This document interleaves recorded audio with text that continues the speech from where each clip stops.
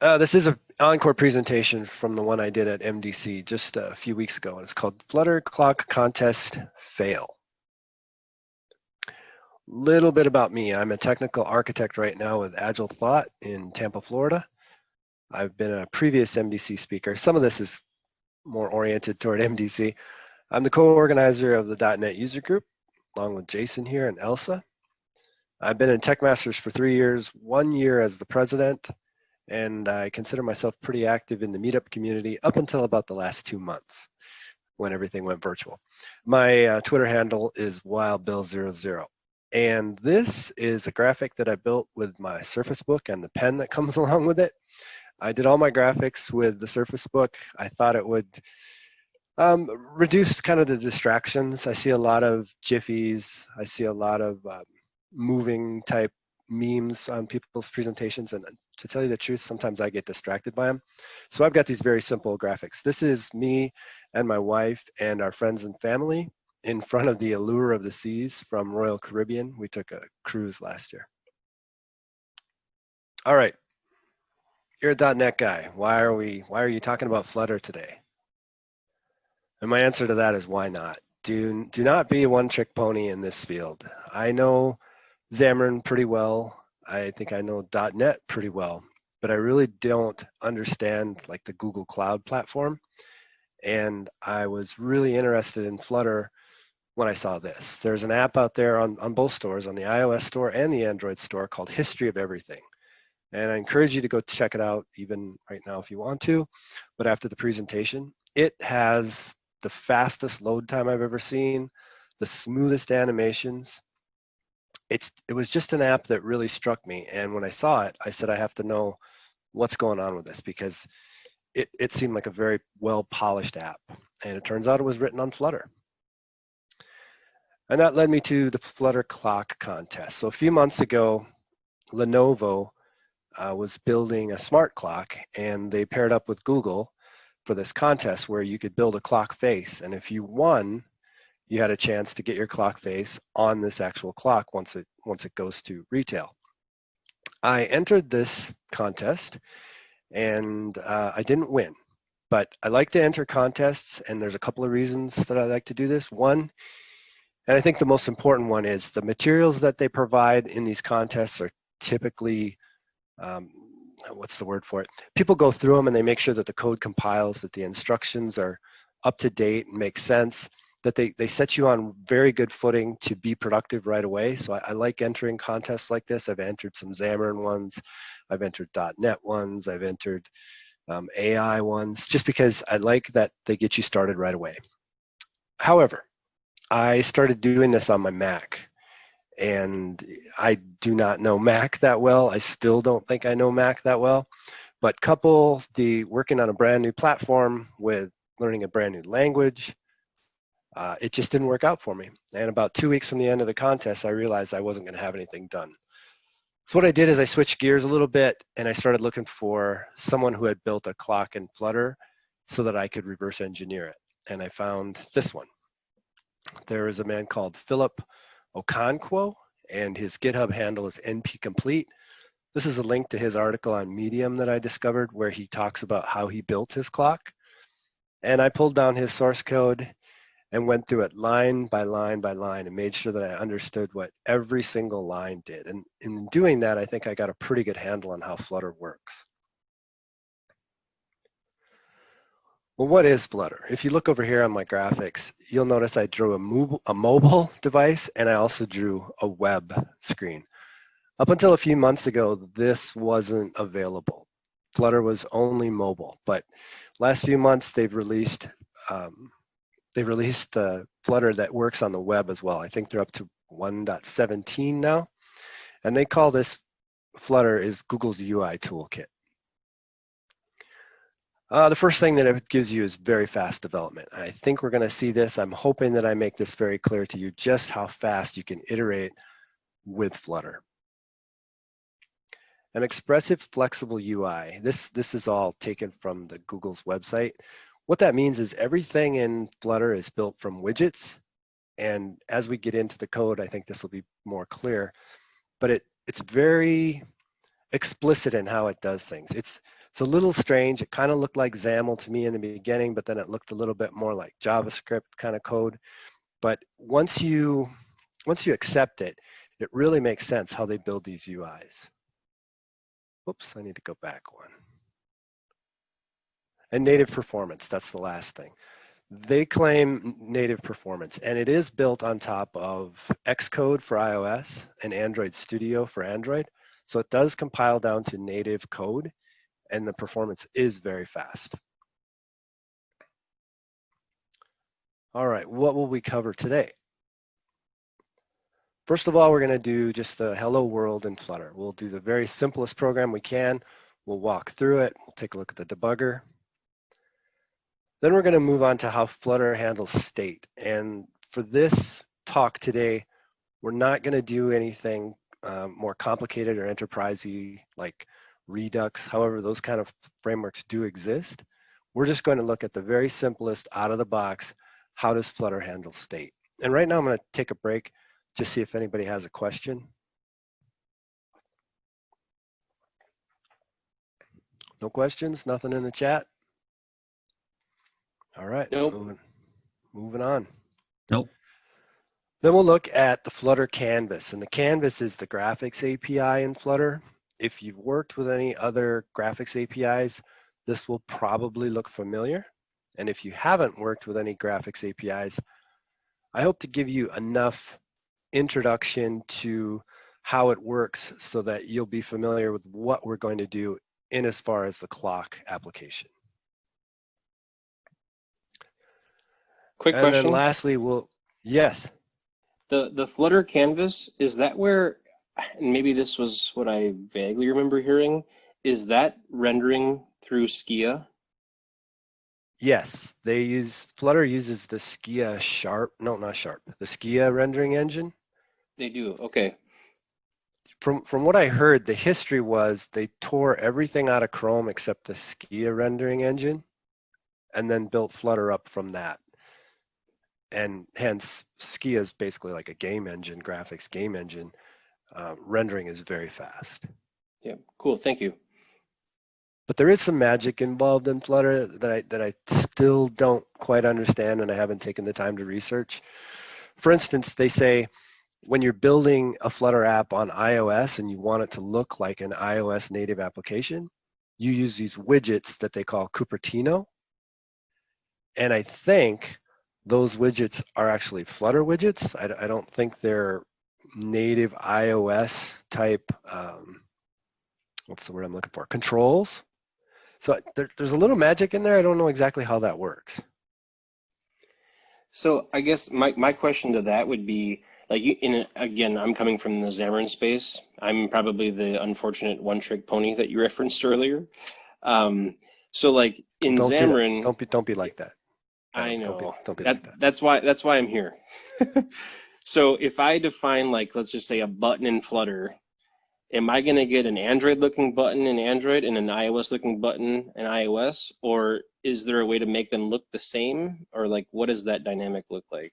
You can do either. You can make it look like a material app on iOS, or you can use the Cupertino widgets and make it look exactly like a native iOS app button. Cool. Okay, the last thing there is we're going to go through NP completes clock, and we're going to break it down by its widgets. And the most important thing we're going to look at is the second hand, but you'll see how the widgets kind of nest as we look at this clock that he has put together. All right, first of all, we're going to do hello world in Flutter. So I'm going to shut this down.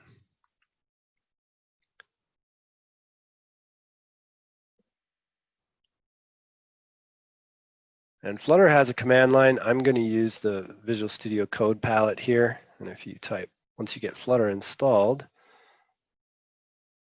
go to Flutter New Project, give it a name. Let's see.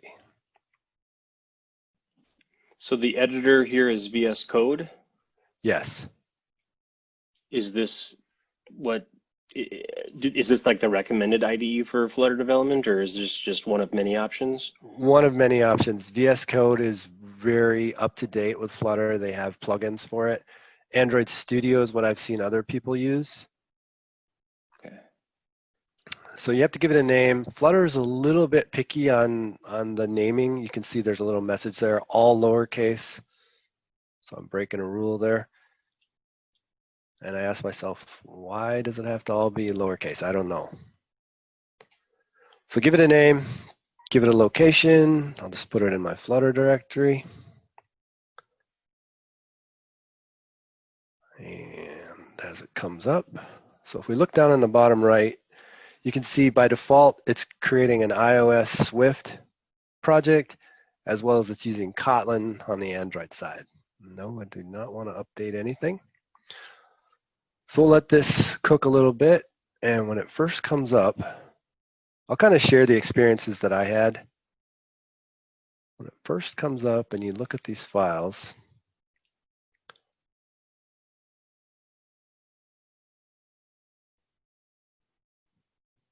looks good. Sometimes it comes up and it'll give you the red squigglies saying, I don't recognize this type. If you look down here, there's an analyzer, and sometimes the analyzer takes another 10 to 15 seconds to sync up. But this looks good to me. Everything's loaded. So let's just kick it off. I'm going to resize everything so it fits in one screen. Would it be possible to see what this looks like in Window Explorer, like just what it put on the file system? Yeah, I'm going to go through that. Cool. And it's ugly. There's a lot of places in there that I just don't go. So the first time that you run it, it does take about a solid minute. And at MDC, I was kind of struggling with this. I was trying to come up with a joke, didn't have a joke, so we just get to watch it run. No questions? So this is apparently when it's a good time to start your Android emulators. This is not the emulator. This is the actual build happening before it gets pushed over to the emulator. And it's about a minute and 15 seconds, I think, for Hello World. But you'll see once it gets loaded, changes after that are very, very fast. And that's I think the true value of Flutter development in Flutter. So when you installed Flutter, did the emulator that you have up here, is that what got installed with it? Nope, I had to go into Android Studio and create that. Oh, okay.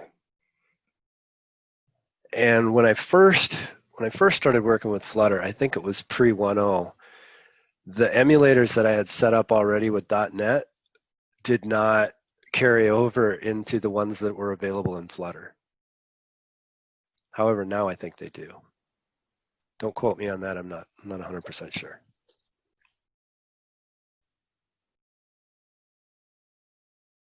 So we got a comment from Robert. Sorry, I'm not sure when this came through. He had mentioned that one point would be that Flutter is a declarative UI framework as a Swift UI for iOS and the forthcoming Jetpack Compose library for Android, and that he can confirm those are Flutter widgets, not native controls. You lost me on that. Say that again. Robert in the chat had left a comment. Okay. He was just pointing out that one point would be that Flutter is a declarative UI framework, as is Swift UI for iOS, and the forthcoming Jetpack Compose library for Android, and that he can confirm that those are Flutter widgets, not native controls. I think that was posted earlier. With regard to the Cupertino widgets. Yeah. They are written in Dart. They're based on Flutter. They draw with Skia. None of this is rendering native controls at all. Right. So it's kind of magic, right? They're making you think that this is an iOS app when it just looks and feels like it, right? Yes. Yeah. Well, I'm not sure I'd call it magic. It's basically they're doing the same rendering work that the Apple native controls do, or that the Android native controls do.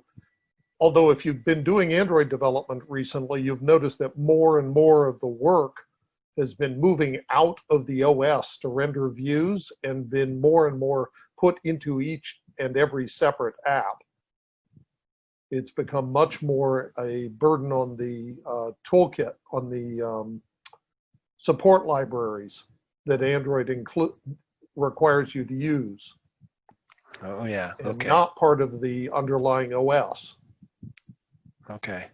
I haven't done any Android development for a while, so I don't know. That's a good when you say it's moving toward the Android support libraries, that does strike a bell with me. I do remember working with that. All right, so Hello World is up and running. It's a pretty simple app. You just click the floating action button here. And as you do that, this number increases. So it's just tracking how many times you click. But if your boss comes to you and says, hey, wait a minute, William, our company just got bought by another company. Our corporate colors are no longer blue. They are yellow. You can say, okay, boss, no problem, yellow. And then he may say, well, you know what? Can we make this a little bit more oriented toward the group? Sure, boss, I can do that. Now, if you look right down here, you'll see a little message pop up. I'm going to save this file. And there's your change. Within about 1 second, it's changed my title bar here to yellow, and it's also changed the text. That's what Flutter calls their hot stateful reload. Notice also that the 10, the number of times we clicked on this button, didn't get dropped. It hung on to that state, and I can continue to increase it. But the biggest thing, I think, that really sold me on Flutter was, how many times have I done this? I'm going to go into this function, and I'm going to do something stupid, like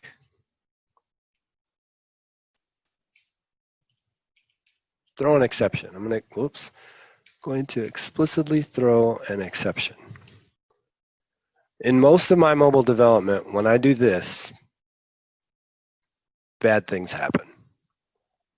I typically lose my app, it kicks me out of the emulator, I'm back over here. You can see in Flutter, I did actually get that exception, but my app is still up and running. Well, can I just go back and say, no, I didn't want to do that. Do another hot stateful reload. Yes, app is still up and running. That to me was huge. Hot stateful reload was pretty cool, but running into an exception, doing something stupid, and still not dropping my app and still not losing that state, that's pretty nice for me. And that allowed me to go through all this code and kind of do what if stuff and intentionally break it to see what are the changes. Is there a question? I heard someone. Yeah, so what are they kind of doing behind the scenes then? I mean, you're obviously getting that in your output. Like if this were running like on an actual physical Android phone, would that have broke the app then, or would you still be, in the state that you were prior to the exception happening? You know, I haven't tried this particular demo on a device, but my gut feel is that it would continue to run. They're doing something in the way that they're holding on to this state and being able to hot reload those modules. But I haven't done it on a device, so I don't know.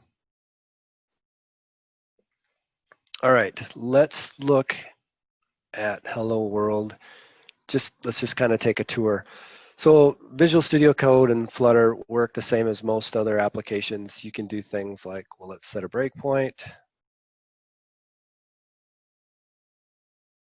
I can hover. I get values. Kind of the same debug experience you've had in other languages. What else do I want to go over? Let's stop it there, and then let's take a look at the file system. So Adam, you asked about this. Can I look at the file system? This kind of scared me when I first started working with Flutter. This is what I saw. All these files, all these folders. It wasn't clear to me where do things actually get started. Well, things get kicked off inside the lib folder, and it's looking for this. And in the very beginnings when I worked with Flutter, you had to actually select the main.dart file and then go to debug. If you had, say, pubspec.yaml and you went to debug, even now it goes, no, you can't do that. Whoops, I got confused there. In previous versions of Flutter, you had to select main.dart. If there's more than one Dart file in here, now Flutter will figure it out.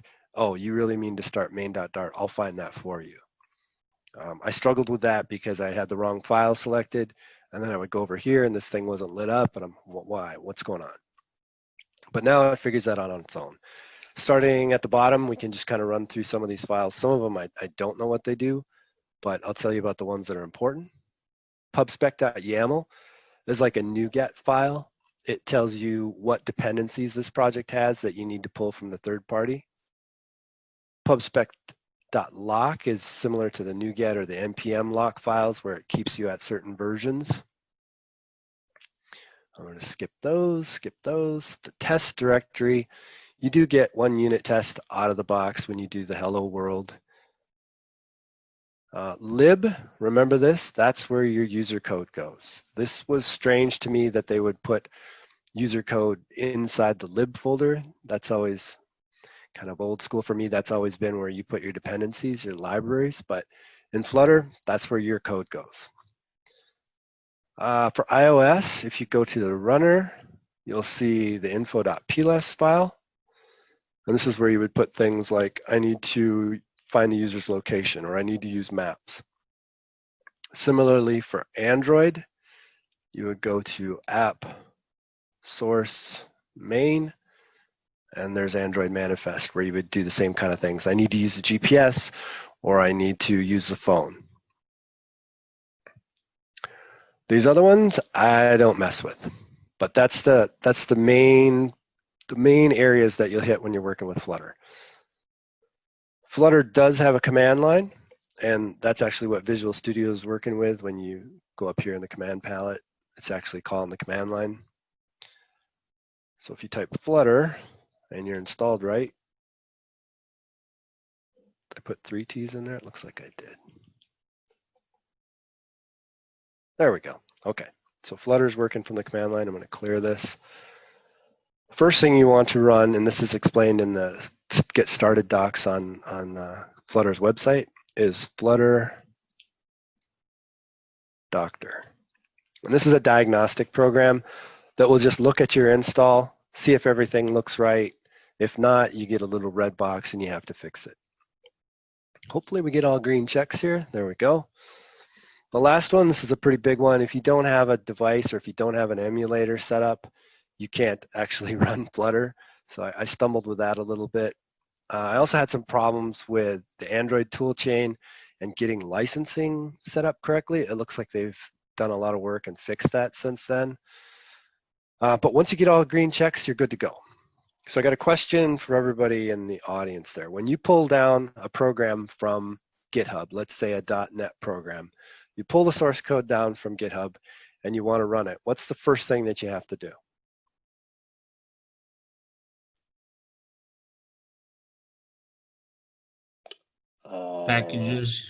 Packages. Restore packages. So node, it's like npm install. NuGet .NET Core, it's .NET Restore. In Flutter, it's Flutter pub get. I run into that, pulled down some source code, tried to run it. It said, nope, can't run this. Well, why not? 1,000 errors. Well, this is why. It makes sense, right? You have third-party dependencies. You need to pull them down, same as you would in a .NET program, same as you would in Node.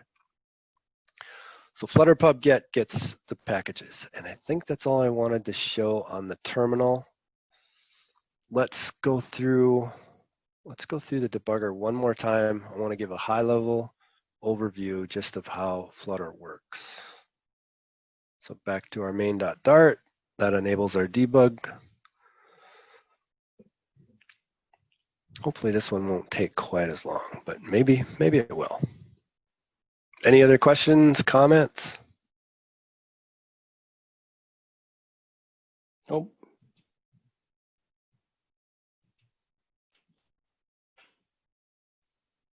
How about while we're waiting, anybody worked with React or Vue? Just kind of put a comment in the chat there if you've worked with React or Vue.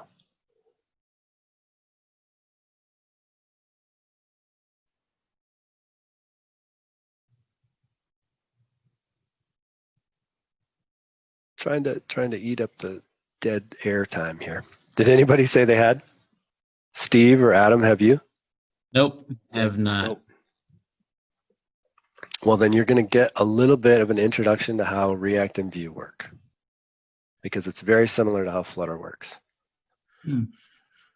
Cool. Okay, here's our Hello World program. So the way that this application works, when you click here, it's actually changing the value of this, of the state of the app. It's changing this counter value from 0 to 1. It's incrementing it. What it's not doing, and this is kind of subtle, is it's not saying, hey, find this text box thing and change its value to 1. It's kind of the opposite. It's the app has displayed this as 0 and its state right now is 0. When you change it to 1, the app says, oh, wait a minute, you just changed state that I'm displaying. I need to rebuild my UI to update that. Does everyone understand that? So is that kind of just like forcing a like invalidate of the view?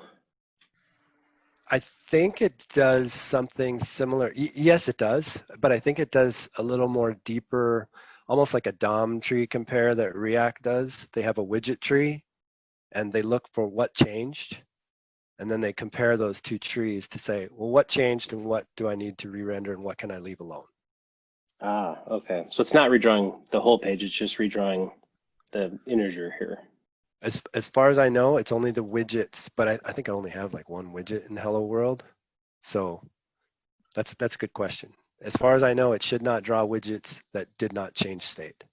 Looks like someone has a comment. I saw something flash. Maybe Robert.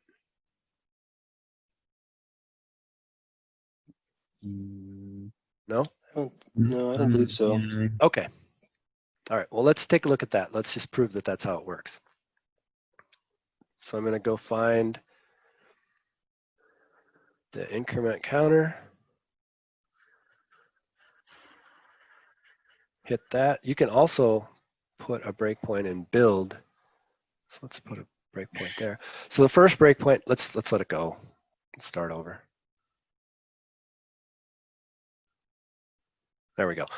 So now I've got a breakpoint in build. I've also got a breakpoint in increment counter. When I've hit this, the first breakpoint that gets hit is the one in increment counter, not build.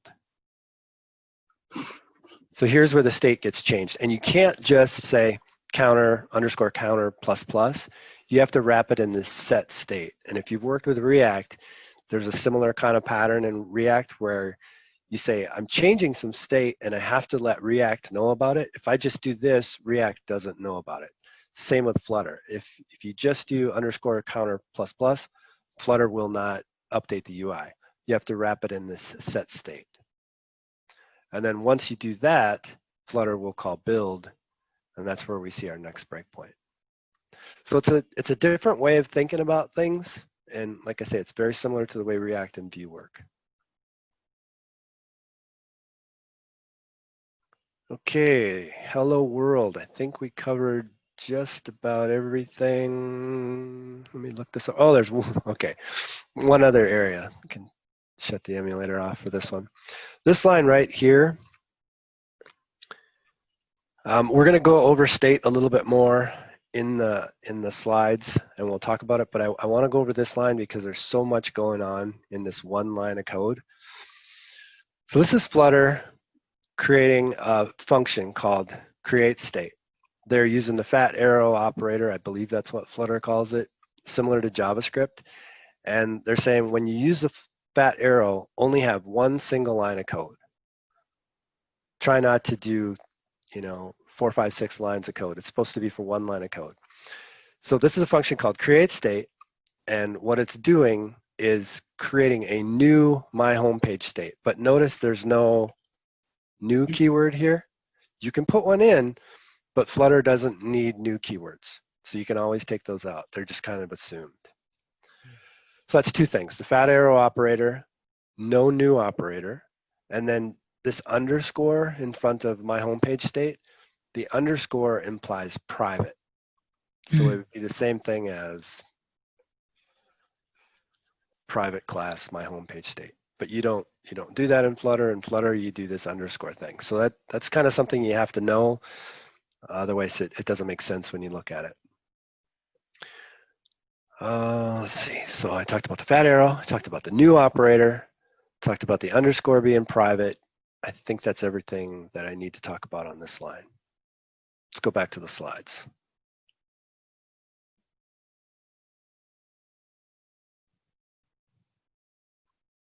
Okay, reviewing what we saw. Flutter Doctor, which is a diagnostic program just to make sure that Flutter's installed. Xamarin didn't have that before and led me down the wrong road before. Flutter command line interface to create the app. We showed how to debug and run Flutter, same as other applications, same as other development environments. We looked at stateful hot reload, which I think is the big thing that Flutter has going for it. And then we did a breakdown. We looked at the startup file. We looked at the location of the iOS and the Android files. I always miss this one, ephemeral state. This is a term from Google's website. Ephemeral state is state that's contained all within one widget. It doesn't have to share across different widgets. And that's where enterprisey kind of state management like Redux, or there's one called Block that's available for Flutter. We're not looking at that today. All of our state is what's called ephemeral, and that means it's held all within one widget. We looked at restoring packages. First thing you need to do if you pull down someone's code, restore the package. And we looked at the build method, because that's really where the magic happens. That's, if you're familiar with React, it's similar to the render method in React. All right. State in Flutter. This is the simple version of state. Like I said, this isn't the enterprisey, Reduxy kind of way. This is out of the box. How does Flutter handle state? And there's a couple of classes here. Here's one, and here's the other. And what I've done is I've just added some kind of crude graphics to explain how these are all connected. So the first thing you do if you want to have state is you have to inherit or extend stateful widget. Next, you have to have a method called createState, and here's our fat arrow operator, here's our private indicator, and all createState does is return a new private my homepage state.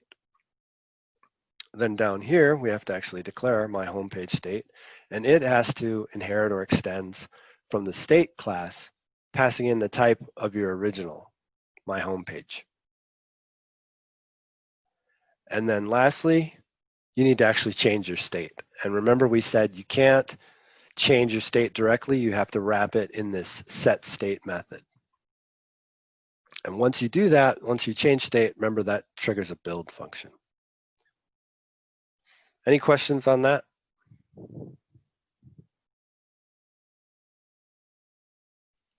Nope. No questions. Okay. All right. Flutter canvas and custom painting. At the very beginning, we talked about the canvas, and I said that the canvas is the graphics API. So if you look over here, you'll see a very crude drawing of a picture frame with like an abstract Mona Lisa on it. And this top left corner where I've drawn a solid circle, this is what we're calling the origin. When you get a widget in Flutter, the origin by default is the top left corner, and its coordinates then are going to be 0, 0, just like high school geometry. This is an X and a Y coordinate, 0, 0. But in Flutter, the positive Y goes down. Now, Steve, I know you've worked with graphics APIs. Have you seen this before where Y values are positive going down?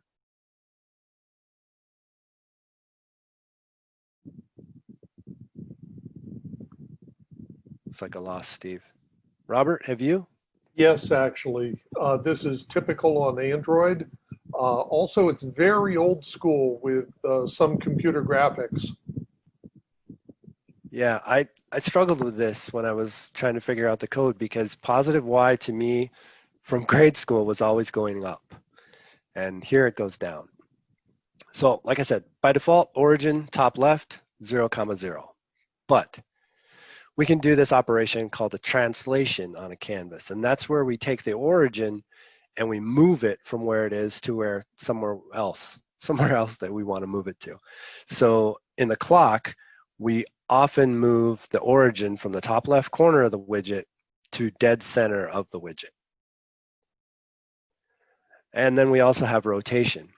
Rotation is just what you would think about. If this picture were hanging on the wall with a single nail like this, and I were to hit the end of the picture to rotate it, let's say 45 degrees, the rotation centers around the origin, and we'll get kind of a swing rotation. But if I were to use translation and move the origin to dead center of the picture on the wall, so just one nail in the middle of the picture, and now I rotate it 45 degrees, I get a totally different rotation. So that's something to keep in mind. Finally, all of these operations on the canvas, translation, rotation, there's others, they kind of stack upon each other. So you can say save at one point in the canvas, do all these changes, translate your origin, do rotations, and then when you hit restore, you can call restore to go back to the prior state of the canvas before you did all these changes, and we'll see that in the clock app. Okay, that's a lot on Canvas. Everybody okay? Yep. All right. My next little graphic here is supposed to be a paintbrush. But the paint object is pretty self-explanatory. It's just like a paintbrush. You can set things like color, line thickness, etc. We're not going to talk too much about that. And lastly, there's a path. So you can, just like this diagram that I've drawn here, this person has dropped black footprints. They've gone up into the corner, then they turned 90 degrees and they went this way, and they left black footprints. That would be similar to a line to call. However, if they were to walk up here and then over to here and not leave any footprints, just a move operation, that would be a move to, and we'll see both of these.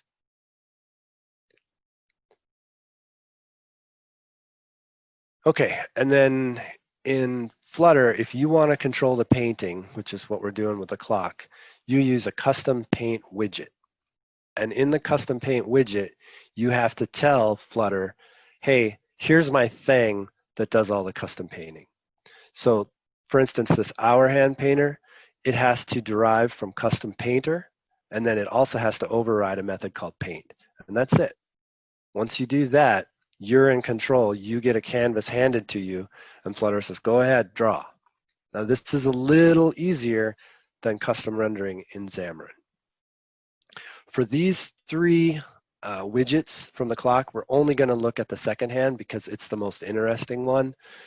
The hour hand and the minute hand, they barely move, but the second hand moves every second, so we'll be able to see our changes right away. Oh yeah, and more graphics. So again, to do a custom paint, you do declare your custom paint, and then over here, you pass it the class derived from custom painter where you override the paint method. Say, Austin. Yeah. You know if Flutter supports Lottie animations? I don't know if it does. I know it supports Adobe files, some kind of Adobe animation files. That's how they did a lot of the History of Everything app. Okay, that's probably Lottie then. Yeah, I believe I can confirm that they do support Lottie. Lottie's awesome. I was wishing I could have Cool. used that on projects I'd worked on. Yep. For the people that don't know, you can create these professional animations in the Adobe tool sets, export them, and Lottie will run them in your app. Okay, this is NP Complete's clock app. And remember I said everything in Flutter is a widget. So we'll see this kind of hierarchy in NP Complete's clock. So it starts with a clock widget, and that has a child of a clock face widget. And the clock face widget is made of the clock dial and the clock hands. And then the clock hands, of course, have an hour, a minute, and a second. We're only going to look at the second hand. Okay, I always do that. Let's go back to the code.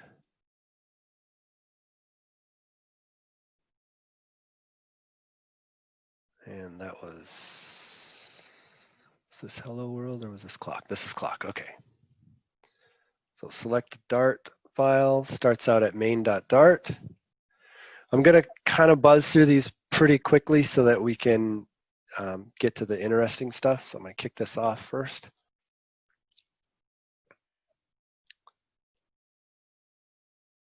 Okay, there's the clock widget. And the clock widget is in clock.dart. So we go to clock.dart, we find the build method. And it has little indirection here. It calls a method called build clock circle. And that creates a clock face widget. So then we would go to the clock face widget file, go to its build method, and here's where things kind of start to come together. The first thing is the dial. I'm waiting for this to come up. There it is. So the first widget that it does is the dial, and the dial is all of these tick marks around the outside, these numbers, and then you notice at the hours that each one of these is a little bit thicker and a little bit longer than the minutes. So that's the clock dial, and we'll look at how that's built. The second widget is just a little black circle in the very middle of the clock, and it's there to give the impression that there's actually a pivot point on this clock. If you take this out, it really doesn't look right. So it's more of a visual thing. And then lastly are the hands. The hands would be the hour hand, the minute hand, and the second hand. We're only going to look at the second hand just because it's more interesting because it updates every second. So first, let's look at the clock face. Or I'm sorry, clock dial. So that's clock dial painter. And this is a custom widget. So it derives from custom painter, and then it should have a paint method that we're overriding. And there it is. Okay, so the first thing it does is it comes in and it figures out what is the angle for each one of these tick marks if I have to go all the way around. So it takes 2 times pi and divides by 60, 60 minutes on the clock. Each one of these comes out to be an angle of some meridian.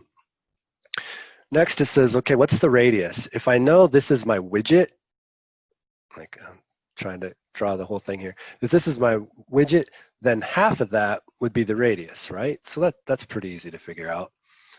Then it calls canvas.save. So that tells us that at some point, we're probably going to call restore and that we're going to mess with the canvas a little bit, but we'll call restore to bring it back to where it needs to be. And Robert, I think you mentioned this earlier on. Then it calls canvas.translate, and we talked about translate. It takes the origin from the top left of the widget and moves it. Here it would be positive values, so positive X, and then positive Y goes down, so positive Y. What it's really doing is trying to get into the middle of the clock. Once it does that, it loops through 60 times to build these markers. Well, when I was looking at this, it was difficult for me to get my head around it, but again, with Flutter's hot reloading wonderfulness, you can do things like this. If I is greater than 4, then break. Don't draw any more of those tick marks. And when I save this, now it's clear to me that it's drawing these tick marks. And at first I thought it might be going backwards drawing the tick marks. I don't know, I had a lot of theories, but this makes it very clear. It's starting here and it's moving this way. So I'm gonna take that back out. Okay, then, as I said before, when you're on the hours, the tick marks are a little bit longer, a little bit thicker than the other ones. It's figuring that out based on the modulus. If it's a modulus of 5 with a remainder of 0, then I know I'm on one of these hours and I have to make it a little thicker and I have to draw some numbers. Any questions? I'm kind of moving fast now. Nope. I did put all these comments in here when I was figuring it out, and I plan to make a pull request back on Philip to see if he'll take these. Okay, so this is where it draws the actual tick mark, and then when you get down here, it's saying, hey, is this like an hour? Am I on a 1 or a 2 or a 3? Again, using the modulus operator. If I am, then I need to draw a number, and it uses the clock text widget. But what I didn't get is, why is it doing, where is it? Right here. Why is it rotating? That didn't make sense to me. So what I did was took it out. What's the effect on the app? Okay, that makes it pretty clear what that rotation is in there for. As we move around the clock, when we get to 6, this is completely inverted. So that's wrong. we need to rotate in the opposite direction before we drop this text on there. So isn't that not cool? Come on, Adam. Come on, Steve. Give Love some it. feedback. It's cool. Yep. I'm not lying. It's cool. It's cool. The amount of kind of playing around like this and the feedback that you get immediately on the app just blew me away. All right. The other thing, so I was clock faced. I don't think there's anything really that interesting, but it does that for every tick mark, and it does it 60 times every second. So it's pretty fast. Let's go back. I think it's clock face. Remember we said the second widget is just this black thing in the middle. So that's not really that interesting. Let's go to the third one. The third one is the clock hands. So let's go to clock hands. And here's our hour hand. Here's our minute hand widget and our second hand. We're only going to look at the second hand. You should make it look like the Mickey Mouse watch face. You could if you knew we're going to talk about it in a minute, if you knew the path. That's how they did this minute hand thing. They did like a draw to, draw to, draw to, draw to, and then fill it in. So if you know the path, you could do that. And in fact, Philip's clock, when I first downloaded it, it was more like a old style alarm clock, and it had like a circle here and a circle here, kind of like Mickey Mouse, to represent the bells on an old alarm clock. I didn't think they added that much complexity, so I took them out. I thought this was where kind of the meat of the app was. Okay, so we are in Secondhand Painter. It's a custom paint widget, so it has to derive from custom painter, and then it has to override the paint method. Does the similar kind of computations. What's my radius? Take a snapshot of the canvas because I need to come back to it. Move my origin to the middle of the clock. Figure out my rotation for each tick mark. Notice how the second hand moves to each tick mark for every second. Something that I want to do is see if I can get this to move like the Apple Watch second hand so that it does this like smooth sweep. I haven't figured that out yet, but I think it's doable. Hey, William, one question. Yeah.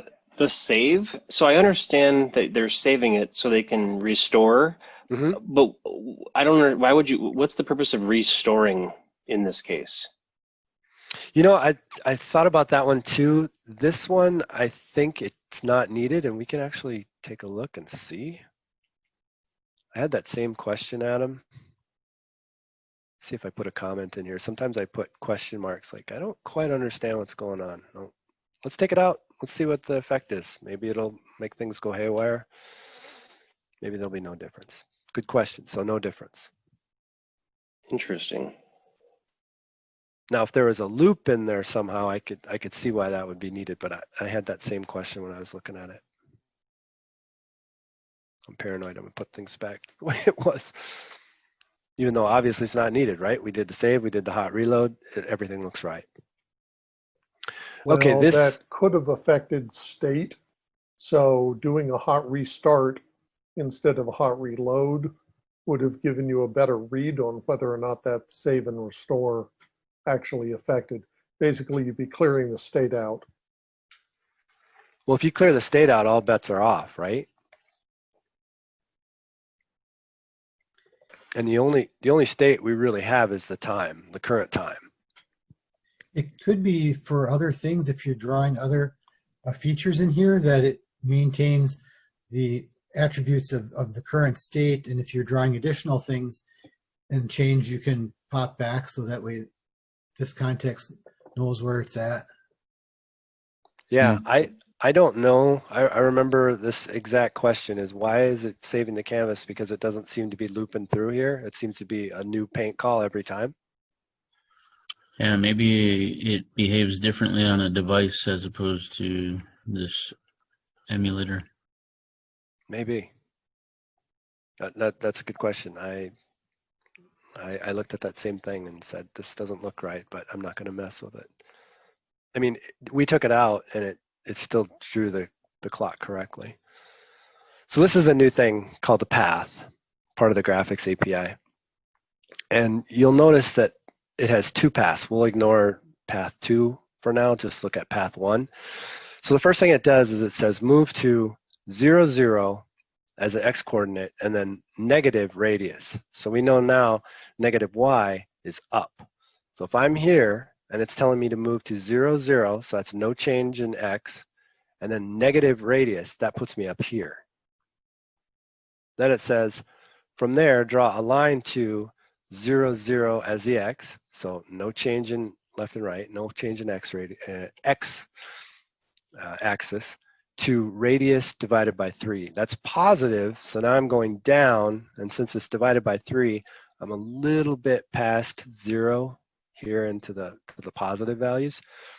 But what blew me away is that this is always like doing a vertical up and down drawing, even though you can see the second hand is moving around the clock. Now it's going to be almost straight up and down. That's taken care of by the rotation on the canvas. All the drawing is done straight up and down, and I thought that was genius. Does that make sense? Yeah, you're just rotating its parent. Right. So given that, once I figured that out, I said, oh, well, since this is always up and down, I should be able to figure out what the end of this thing is. And you were saying make a Mickey Mouse watch. I just wanted to put a little circle at the very end of it. So that's what path 2 actually does. That's path 2 is my thing. And if I hit save, now we get a circle out on the end of the second hand. Nice.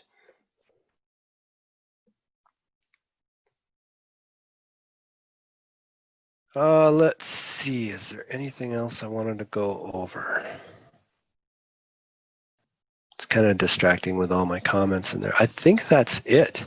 Let's go back to the slides. I'll leave that running. I would actually be curious to find out with how you were saying, like, especially, say I were to pull this down, never having been in Flutter or Dart before, if I was doing this in Xamarin, especially before the days of like the hot reload, how long it would take to inspect all this and how many times I'd be hitting, run, stop, run. Whereas here, I bet you were able to cut down your inspection and like just kind of documentation time on this by magnitudes. Huge. Yeah, I saw this demo years ago, and I haven't been able to find it since, but somebody was talking at a developer conference, and they had this animation, and it was a tree, and then they had a leaf on the tree, and it fell down. And then they went, oh, that's not a realistic animation. Let's make the leaf come down, and then let's make it do a loop-de-loop, and then come down, to the ground. Oh, no, let's instead of landing over here, let's move it over here. And they were just constantly iterating on it, and they didn't have to do any compiles. They could move the leaf backwards. Has anyone ever seen this demo? It sounds familiar, actually. Yeah, it was from years ago, and ever since I saw that, I've always gone, that's the way I wish we could write software. So instead of like going down this path, and then I hit an exception and all my state's gone and I got to start over and I forget what I was even looking for. It's like, oh, I went to here and I don't like what I see. Let me hop back a couple of steps, pick it up from here and go down a different path. That's kind of what Flutter allows you to do. And I think that the other frameworks will catch up to this kind of thing. I do. Yeah, actually a lot of that was pioneered in like visual node-based programming environments. Yeah, I wish I could remember what that demo was at the webinar, because it's a really cool one to watch, and it has to do with, I think they call it time travel. All right, so what we just looked at. Was it related to .NET or something else? I thought it was from the React people. Okay. But I've looked for it and I can't find it. Okay. So reviewing what we just looked at with NP completes clock, we looked at the state change in a real application. And you know what? We didn't actually look at that. So let's Let's look at that. I do have a cold. Did I mention that? If we go way back to, here we go. Some of this should look familiar. We got our private class, extends from state, passes in a clock as the type. Here is a timer.periodic. This is very similar to like a JavaScript set timeout. It just says whatever your timeout duration is, and for our purposes, it's 1 second. Every 1 second, call this method setTime. And what setTime does is grabs the date time right now and puts it into this variable state called date time. But we've wrapped it in the set state. So what that means is Flutter will take notice of this and say, oh, you changed something, I need to rebuild the UI. And what it'll do is go down to build and find the widget, which is this one, clock face. And clock face, remember, makes everybody rebuild, makes everybody repaint if they need to. It does do a more smart kind of widget tree comparison to decide what's changed and what hasn't. Okay, that's how state works. We looked at the canvas and we looked at custom painting. A little bit complicated, but once you actually do it, much easier than custom rendering. So lastly, some resources. Flutter.dev is the Flutter homepage. YouTube has these videos that the Flutter team has been putting out pretty much every week called Flutter Widget of the Week. They're about 5 minutes long. They're like those little cooking videos you see on Facebook. I love them. They give you a pretty high level overview of how widgets work. And this is huge. The App Brewery, I think they're from London, they are offering a free course on Flutter. It's free until July, and you should go check it out if you're interested at all in this. It's done by, I think her name is Angela Wu. Yeah, if you've seen mobile development ads on YouTube or Facebook, you know who I'm talking about. She's very good. Yeah, I think she does a bunch of Udemy courses. Basically, the App Brewery courses have been deployed, at least in part, to Udemy, or actually in whole to Udemy and in part to LinkedIn Learning. I started going through that course on LinkedIn Learning, and frankly, the App Brewery or the Udemy course is more up to date. The full course, you know, you get one of Udemy sales, you can pick up the full course for like $12. And it's an excellent introduction. I would not hesitate to give that to someone who was not a programmer. It's an extremely gentle introduction.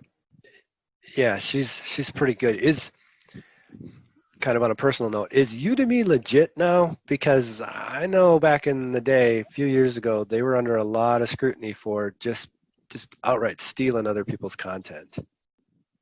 Well, all I know is the App Brewery website links to the Udemy course. So I'm assuming that they did a legit deal. Okay. So I know a lot about Udemy, and Udemy is a marketplace. It's not the same as like lynda.com, LinkedIn Learning, or Pluralsight. It's a marketplace. And so you will have a lot of variation in the quality of content in that marketplace. And they do have people that get on there who steal content and rebrand it and stick it on there, and then they try to, obviously they can't vet all content right away. So when they get notices, then they take the stuff down. But yeah, it's there's lots of great content on there, and there's also bad content as well. I totally agree. Caveat emptor. Yep. So for Udemy, I mean, the general idea is look at their offerings because you're paying per course. It's not like a monthly subscription kind of thing. And pick and choose your courses wisely. And all courses have previews of content, and all courses have a 30-day refund. So, And whatever you do, wait for a sale, yeah, because they put outrageous prices on these things and then discount them to 10, 15 bucks. Yep. Buy it 10 or 15 bucks because that's what it's worth. Yep. Yep. If you don't get a sale, then you might see courses anywhere from $30 all the way up to $200 per course. But they run sales like all the time, so it's pretty hard not to find a sale where you're paying only 10 to 15 bucks for a course. Well, I trust your guidance, Steve. Thanks. But yeah, there's some good stuff on there, and again, they're not producing the material themselves like Pluralsight does.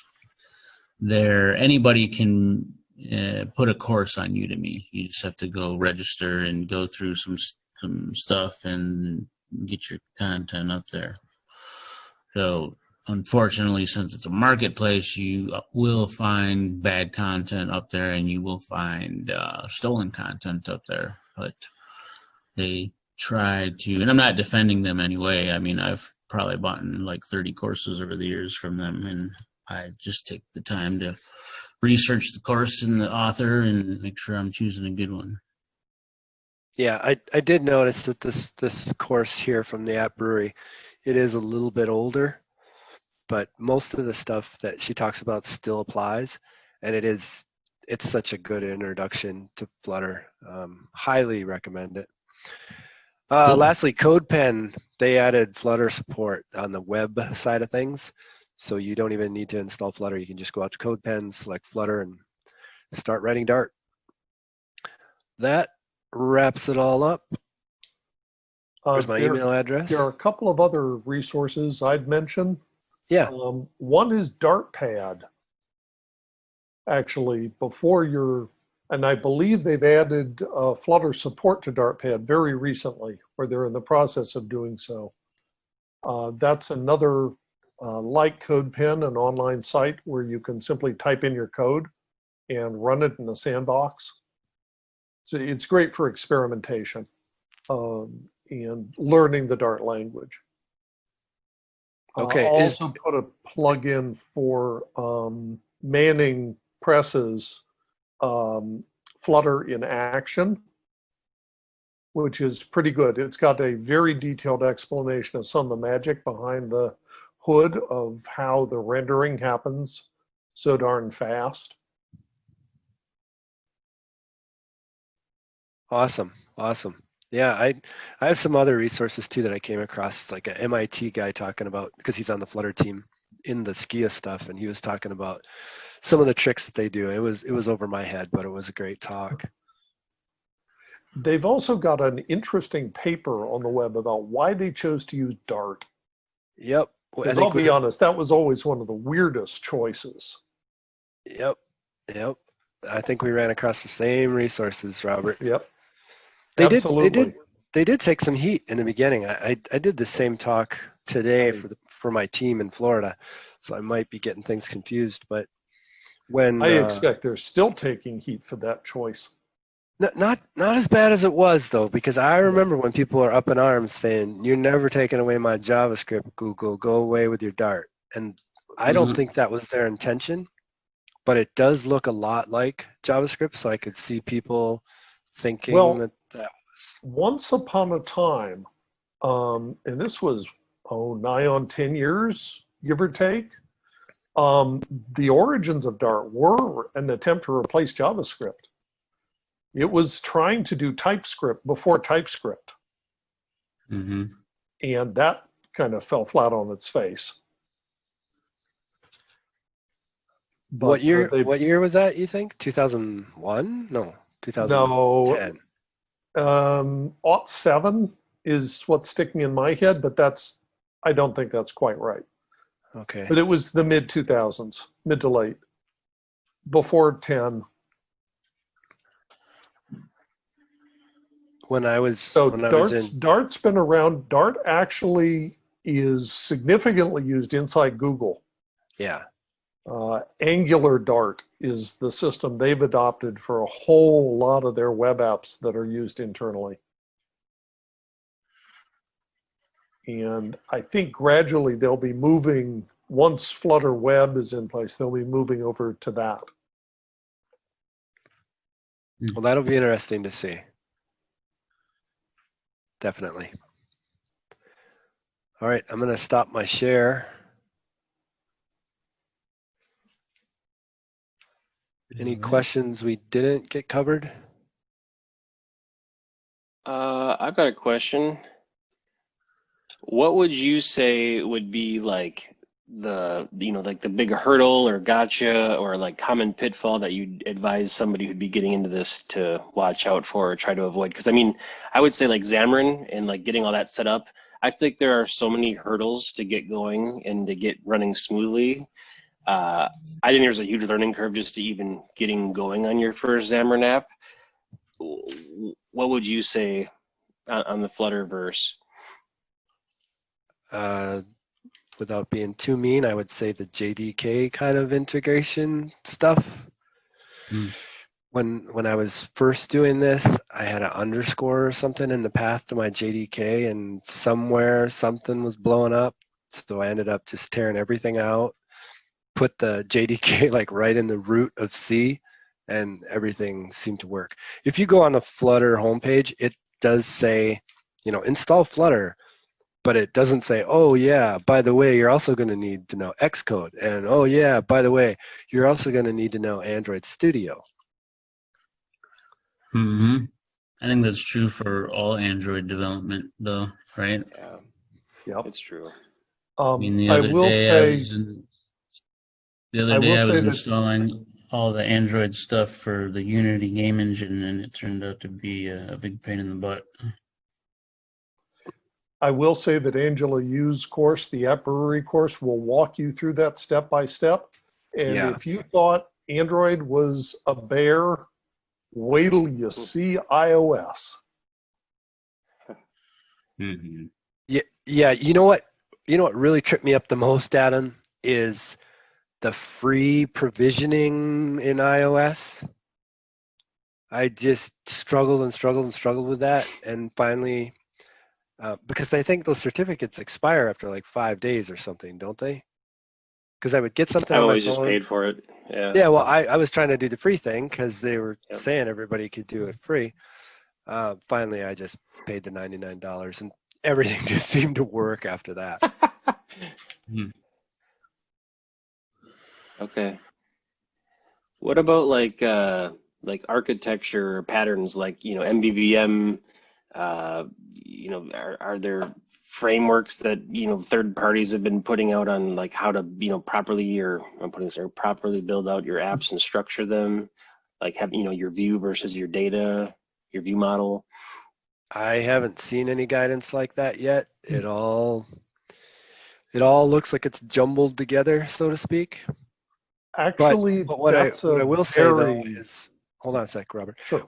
What I will say though is, being that it's a reactive framework, and I think Alan asked about this, the binding or the data flow is always one way, and that makes things so much easier to figure out. It's not the mess of two-way binding. Go ahead, Robert. Totally agree with that.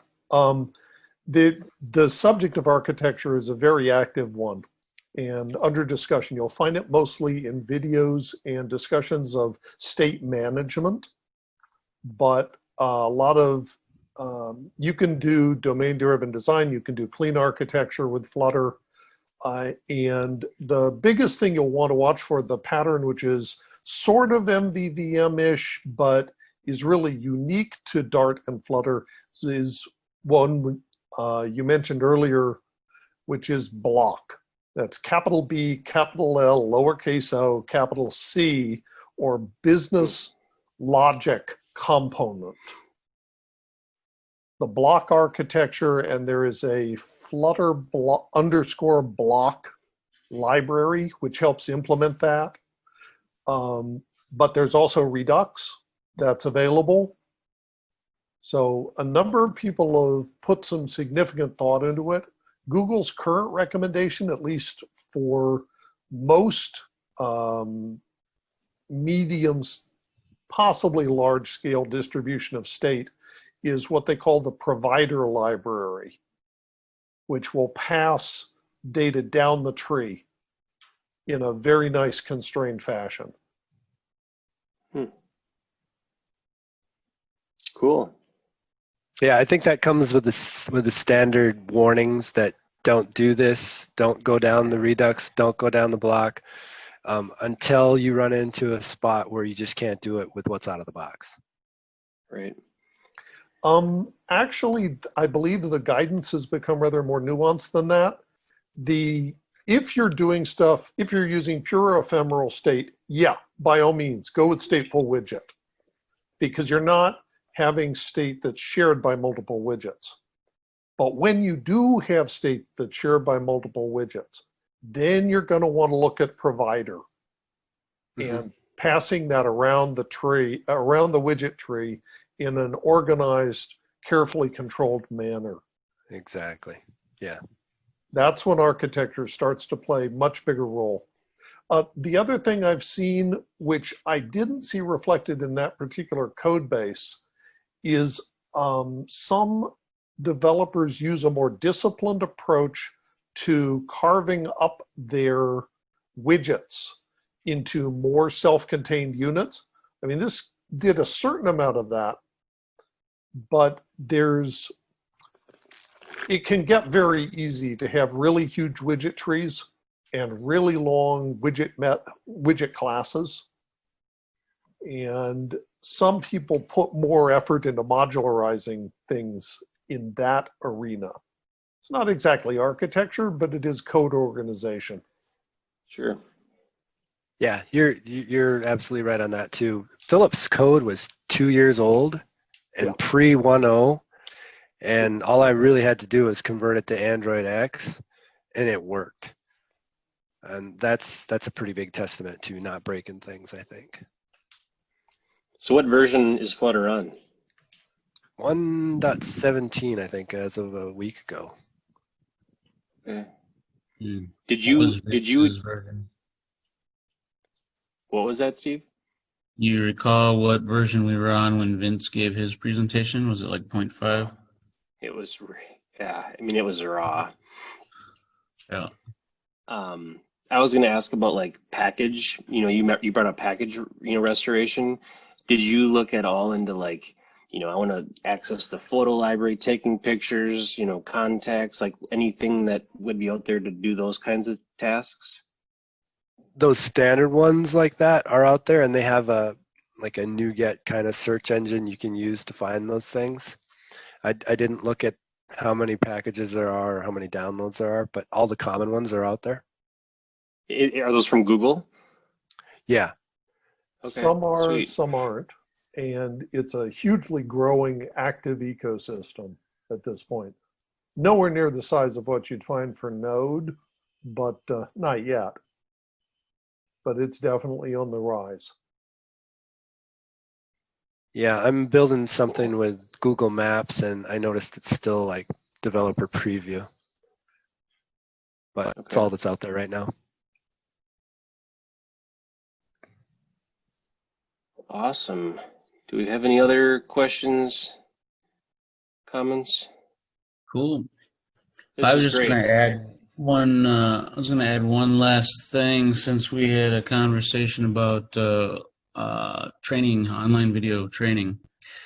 Just an FYI to everybody, if you want a free account for lynda.com, which is the same thing as LinkedIn Learning, if you live in like the metro area and maybe other places in Minnesota as well, but the county library, like Hennepin County, Dakota, Ramsey, Anoka, and some other ones, they offer free subscriptions. All you got to do is get a library card, and for your county library, ask them about the lynda.com free account.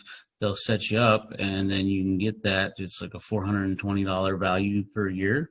because it's like $35 a month. So you can get that library card and sign up, and you got a free subscription to lynda.com. Nice.